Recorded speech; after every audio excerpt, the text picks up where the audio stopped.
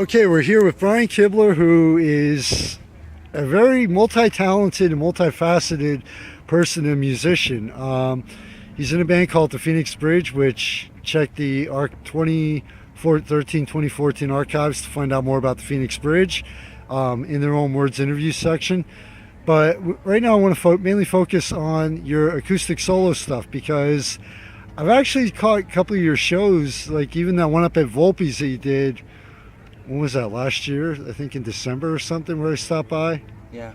And it's not your traditional acoustic, where you're not doing covers of America and things like that. It's what I would term is at points almost experimental acoustic. You make that acoustic guitar sound like an electric at points. So, right off, how long have you been playing guitar and into music? I started playing guitar when I was around 13, 14. Okay.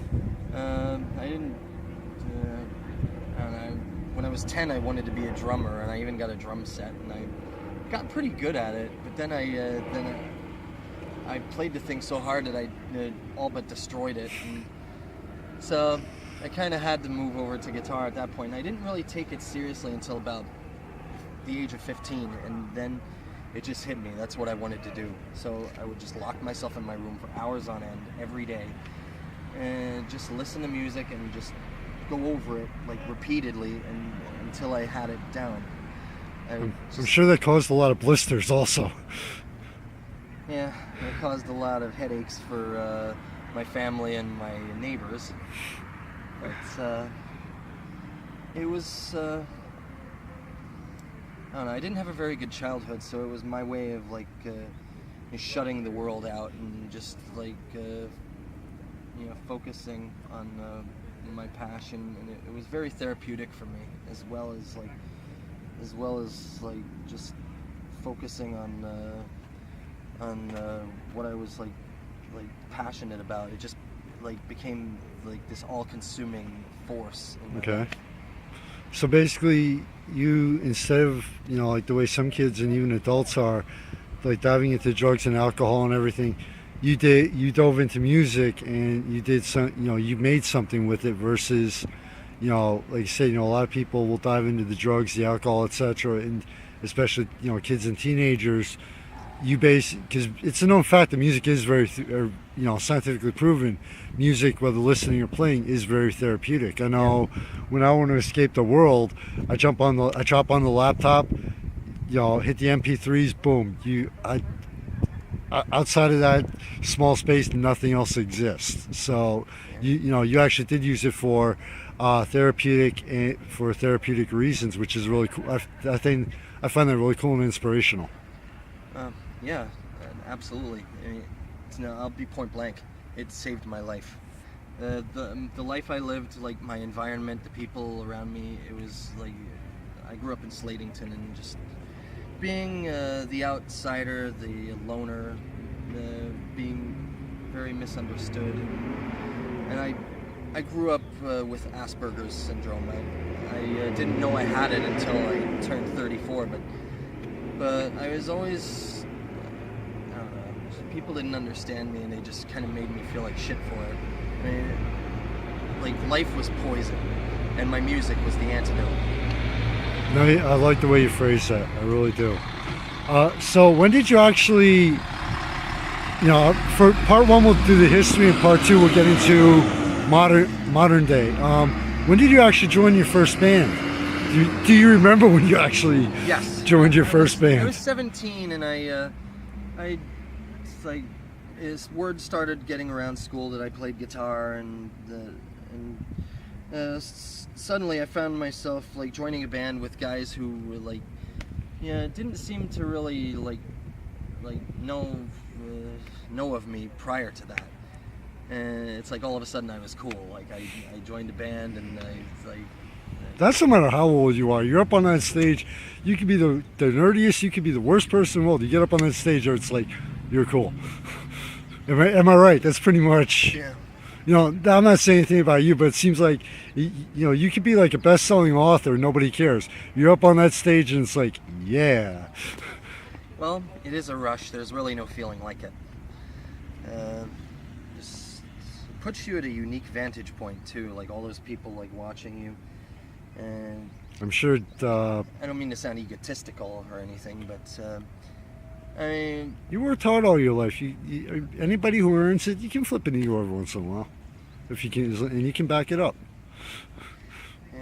You know. So, what you said about being up there and seeing all those people, at the risk of asking pretty much a standard boring question, no matter how much experience you have and how many times you get up on that stage, if you're in front of a different crowd, like one you haven't played in front of before, there has to be some like nervous edge to it, especially if you're playing a total, like going from here in Lehigh Valley where a lot of people know you to, let's just say, a new venue down in a major city like Philadelphia or New York where people may not know the band, and all of a sudden you get up there and it's like there has to be that moment or that first performance in front of that crowd where it's like you're hiding the nerves. Am I right? Absolutely. I mean, every time I go out and play, there's varying degrees of that, depending on where I'm playing, who I'm playing in front of. I mean, sometimes I'll get into a new venue and they'll like expect like a certain style of music from me, and it's like I do this. I'm not so comfortable doing this, so I mean, it's like there's always that fear. Oh my God, I'm gonna get eaten alive by this audience. But you know what? You just overcome it and you dive right into it like you would anything else, and more often than not, you come out the other side just fine. I will say one thing. I think the one venue that I stopped by and call one of your shows at, which probably actually 180'd and blindsided me, was that wine restaurant right in front of the Wooden Match. The Artisan. Yeah, Wine and Cheese. that was like the one of those places where it's like when I saw you playing there, I was like, because I expect, it's like I know the type of band of musicians that play there, and I'm like, okay, this is going to be good. Well, I think Steve, the guy who runs the place, Steve DiDonato, I don't think he knew what he was getting himself into booking me. Take this as a compliment. That has to be an understatement. Again, not trying to sound like all full of myself and everything, but I really don't think that he. I mean, I know the kind of places, I know the kind of people he books. Right. So for me to play there, it's like, I mean, I just do things a little differently. Talk about being out of your natural element, essentially. Yeah. I mean, not to knock everyone else who's doing what I do, because I think there's a lot of really good musicians around here. I think I'm just cut from a slightly different cloth, and it shows in what I do. Nothing wrong with that. I mean, how was rock, like rock music born? People taking chances. You know what I mean? It's, and that's what any form of art is about. It's not about following everybody else unless you're just trying to get into it to make a lot of money and be totally commercial. Yeah. It's about taking those chances and setting a new stage for everybody. Yeah. So after your first experience in a band, did you like? I know sometimes like the rush, no matter what you do, like that adrenaline rush can be addicting. Was it addicting for you after getting out, after you got past the nerves of being up on the stage the first time? Was it addicting for you like it was to most people? Like, it's like not addicting in a bad way because you're doing something really great. Well, yeah, totally. Because once you're up there and it's like the audience is really into what you're doing and you're really into what you're doing, and just the transfer of energy back and forth between audience and performer, it's like a drug. It is a drug. Yeah. Except there's at the end of it all, it's like there's not you don't have the crash, and you don't have the hangover, and you don't have the. Well, I still. Sometimes you do have the crash though. Sometimes you do have the crash from the energy coming down from all the energy level. Am I right or am I wrong? It's almost like, but you don't have the bad crash like you would off doing a drug like heroin or alcohol or something. Yeah. So. No, the worst that comes out of it is oh hell, now I gotta pack up the gear. That I always try to get part of that, because that people don't realize that that's also part of the show that the band's also getting paid for. It's to be behind the scenes, the unpacking, the setting up, the tearing down, and and then of course after the show you have all the people coming up to you. It's like, look, no offense, I really just want to grab something to drink and I'm going to get the hell out of here, Yeah, there's a lot of work that goes into that. You expend a lot of energy before and after the show. I mean, the show is just one part of it. Yeah. And a lot of people like kind of take that for granted, I think. And like club owners especially the ones who like have the attitude like, oh, it's like I could put money into a jukebox and like I could make more money from the jukebox than I could from a band. It's like, how did they think bands got started? I mean, it's like they have this poisonous attitude that the jukebox and cover bands are like are where it's at. But to me, that spells like the death of original music. And there wouldn't be cover bands and jukeboxes without original bands. So it's kind of a self-defeating line of thought. It's like a self-defeating process that they. But in defense, I'm not. Forgive me for taking the other side here. I'm not trying to, but in defense of the club owners, from my perspective, always watching the crowd, even when I'm out, just enjoying a band, always watching the crowd and everything.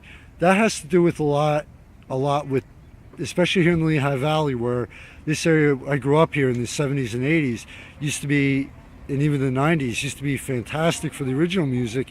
And it seems like that's what the people want to hear. So it's like, unfortunately, the club owners have to go with what is going to make them money also. I mean... Well, there is that. This area does have some original music venues. It's just they're few and far between, and a lot of them are like the Funhouse. Great place to go, part of Lehigh Valley music history. You go there to hang out, you go there to have a beer, to have something to drink, hang out with your friends, and the music's in the background because the band's pinned against the wall because the place is so small. Yeah. So unfortunately it does, am I right or am I wrong about that? The club owners and the bar owners, it's like that's what the people in the area want now, unfortunately. Yeah. But it also forces, can it also be a good thing where, from my observation, it forces the original bands to go to places like Philly and New York where you might make more money to do a show, and opens up, considering you have to look at things from, you're an original band, your music, you're selling your music online, you have to look at it from a global aspect, not just a local one. Yeah. Can that also help original bands no matter where they are? Well, by forcing you to actually go outside of your own area and comfort zone. Well, yeah, there is that. But then doesn't any band who really believes in what they do want to branch out as much as possible? Some do, some don't. You know what I mean? Some, it depends on what they're in it for, Yeah. So, all right, we're gonna take a quick break. Part 2, we're gonna get into your solo acoustic your solo acoustic and your truly original style, and the way you in a show that you do, you keep throwing curves. You don't have a set standard or style or genre that people can expect. Every time you get up, you do a show, you do nothing but constantly surprise people. Even someone like me who's seen you a few times acoustic and with the full band, you keep surprising people. So we're going to take a short break, and the main reason why I love doing this to everybody is I'm an author, and I'm sorry, a lot of authors have a statistic side. We got to leave you on a perfect cliffhanger.